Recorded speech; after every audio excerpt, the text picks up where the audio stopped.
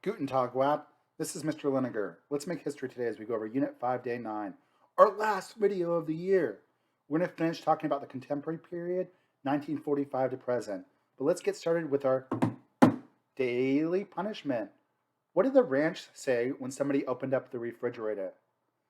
Close the refrigerator. I'm dressing. I'm dressing. Dressing. After World War II, there will be decolonization. India will be partitioned in 1949, actually 1947. It will be divided in a Hindu state, India, and a Muslim state, Pakistan. Gandhi will be assassinated. Nehru will be the first president of India. He will help industrialize India. India will be a stable parliamentary democracy. Under Indira Gandhi, India will go through the Green Revolution. She will be assassinated. She'll fight a war with Pakistan. Pakistan and India are fighting over the Kashmir region. India will be pretty successful as a democracy. Israel will be created in 1947 as well.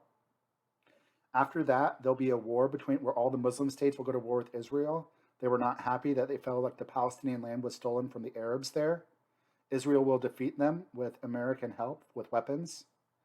You'll have the 6-Day War. I said 7 there just to see if you were paying attention. The 6-Day War, where Israel saw that Egypt was about to invade them under Gamal Nasser. So Israel launches their air force and basically destroys all the Arab armies in 6 days. In the 1970s, Egypt invades Israel again in the Yom Kippur War. Egypt is almost destroyed, but America's going to send weapons to Israel. Israel is almost destroyed, but America's going to send weapons to Israel. As a result, the Arab countries are going to be sick of America.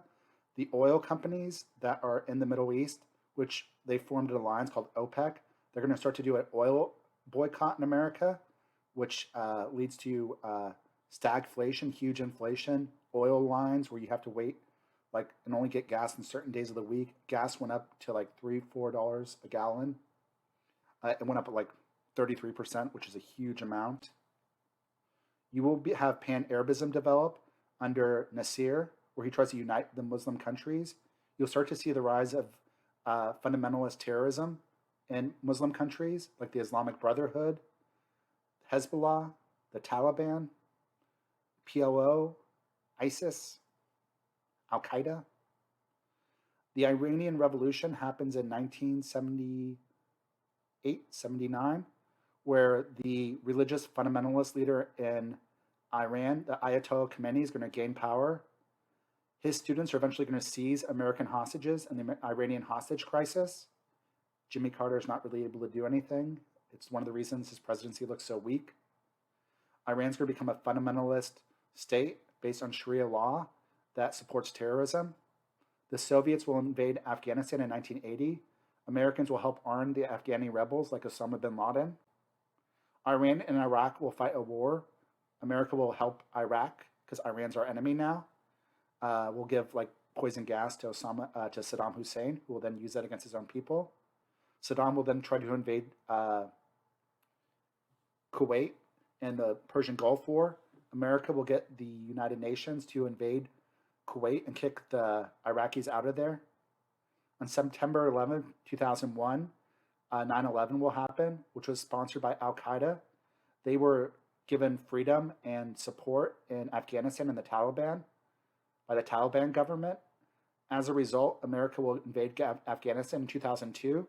In 2003, America will invade Iraq because George Bush claimed that there were weapons of mass destruction there. From 2008 to 2011, there'll be a series of democratic revolts and movements in the Middle East, a series of revolts called Arab Springs. It will not modernize and democratize the Middle East, unfortunately. Starting around late 1950s, 1960, you're going to have African independence. It starts with Kwame Nkrumah in Ghana. Algeria leads a revolt from 1957 to 1964 to kick out the French. In 1960, you have a lot of African countries become independent in the Year of Africa. Even though these countries are becoming independent, they're still having to rely on European countries or America because they're trading raw resources, and they really have to choose one side during the Cold War. America or Russia. America does assassinate foreign leaders that they think are too pro-communist. We do that in Congo, Zaire.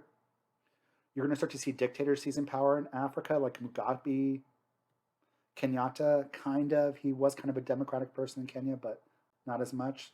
South African will be given full freedom in the 1950s, 1960s in Rhodesia, but they're going to still practice apartheid. It won't be until the 1990s, early 1990s, where they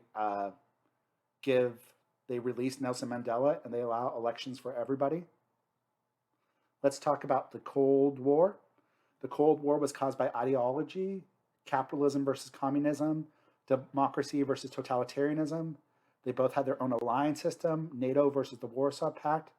America was worried when Russia broke the Yalta Conference and they were supposed to give Eastern European countries the free elections to choose if they wanted to remain communist. Instead, they're going to force all those countries in Eastern Europe to become communist. America was afraid because after World War II, they realized that appeasement, how countries had appeased Hitler and listened to his lies, they were afraid that if they did that with Stalin, he would take over the world also. So America is going to fight back. They're going to do things like containment theory, where they want to stop the spread of communism. They introduce the Truman Doctrine, where we will give military and economic aid to any country resisting communism. Germany was divided into two countries during this time: West Germany, which was non-communist, and Eastern Germany, which was communist.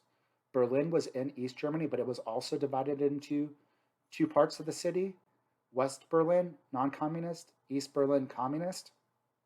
Stalin wanted all Berlin for himself, so he's going to not allow Americans to use the roads in East Germany to provide food for the Berlin people because they're starving. He thought West Berlin would have to surrender. Instead, America is going to do the Berlin airlift, where they use airplanes to ship food to Berlin, and Stalin will back down. In the 1960s, a lot of people from Eastern Germany wanted to go to the western part of the world, and the easiest way to do that was to get into East Berlin and just walk over to West Berlin, because now you're on the western side. What the Russians are going to do in the early 1960s to stop that is they're going to build a wall in Berlin, the Berlin Wall. After World War II, Western European countries will be welfare states. They will provide things like free education, healthcare, more government involvement in the economy. There'll be mixed systems. They will be liberal democracies. In the 1960s and 70s, you're going to have new feminism. The second wave of feminism. Second wave of feminism is pushing for more like actual equality. Women in the first wave of feminism in the early 1900s got the right to vote, but now they want equal pay. They want body autonomy, like the right to have an abortion, to take contraceptives, more social and economic equality. You have books like The Feminine Mystique published, The Second Sex by Simone de Beauvoir, that are focusing on new feminism, the second wave. After World War II, Russia will become communist. After Stalin dies, Khrushchev will do de-Stalinization. He'll also launch Sputnik into space. He will be overthrown after the Cuban Missile Crisis. In the 1980s, Gorbachev is going to try to reform Russia because he saw how bad their economy was doing. He's going to offer perestroika, allow for some capitalism in Russia, and glasnost, openness, freedom of speech. He's also going to allow the Eastern European countries to choose whether they want to remain part of Russia or not, or remain communist. And most of them will leave. They will all leave and not become communist. In 1991, his government will be overthrown and Russia will become a federation, a democracy, technically, although not really a democracy. Within the next 10 years, Russia is a democracy, but it's really a one-party state under Putin. Let's talk about Latin America. The big countries in Latin America after World War II are the ABC nations: Argentina, Brazil, Chile, and Mexico. A lot of Latin America will be fought as proxy nations during the Cold War. America will get involved and assassinate leaders that were too pro-communist. We do this in Guatemala and other areas. We get really frightened in Cuba when Cuba becomes communist under Fidel Castro. There was the Cuban Missile Crisis. You are going to see some kind of dictators arise in Latin America. Vargas and Perón are good examples. They combined aspects of fascism, communism, populism, and socialism. They kind of mixed all that ideology together to get popular support.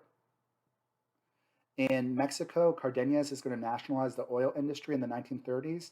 El PRI is going to dominate Mexican politics from the 1930s to 1990s. During this time, the Mexican economy increases like by 400%.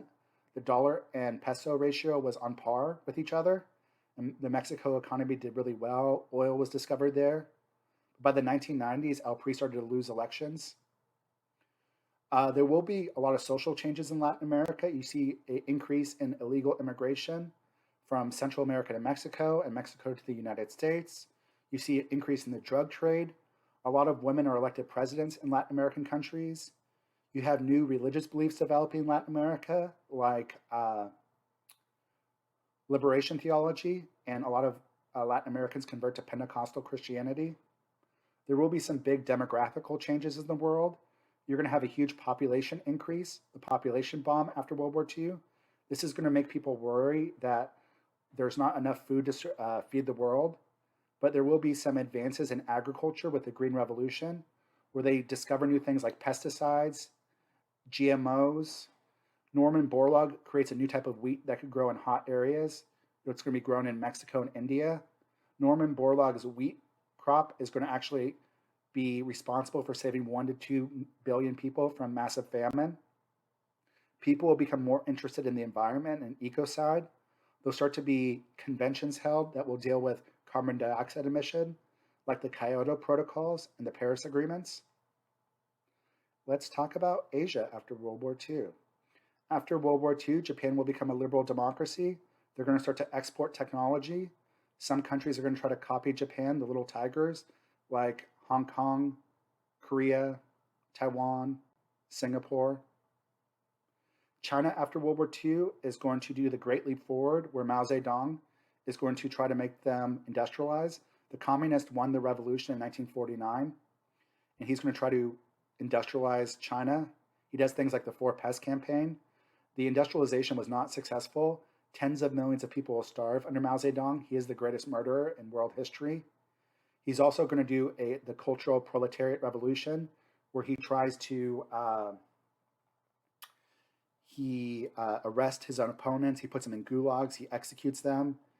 It's a big propaganda campaign, basically. Starting in the 1970s, Deng Xiaoping is going to gain power. He is going to allow capitalism in China, and China's economy is going to flourish. However, Deng Xiaoping is not going to allow democracy in China. He does not want that. When Chinese students try to protest for democracy, he will have them killed in Tiananmen Square. There will be proxy wars in the Cold War in Asia between communist and non-communist nations. The Korean War between the North Koreans, communist, and the South Koreans, communist, which will end in a draw where it'll just go back to where it began, and there's still 2 Koreas as there is today. In the Vietnam War, which it started off how they were trying to overthrow the French, the Vietnamese War, the Viet Minh. America tries to support the French because they think the Vietnamese are communist. After the Geneva Conference divides Vietnam into 2, as long as Vietnam offers elections, the South Vietnamese will not do elections. The North Vietnamese were a totalitarian state. They killed their opponents. They did war crimes. So did South Vietnam and the United States. America will put more and more soldiers into Vietnam throughout the 1950s, 60s, and 70s.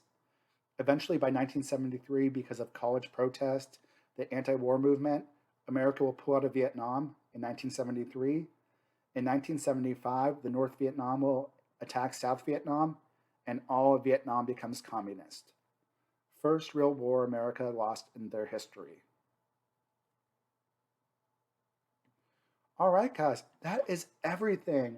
We are done with all the videos and all of the reviewing for the whole year. Thank you so much for this year and for you paying attention and all that you have done. Until next time, deuces, deuces, yeah.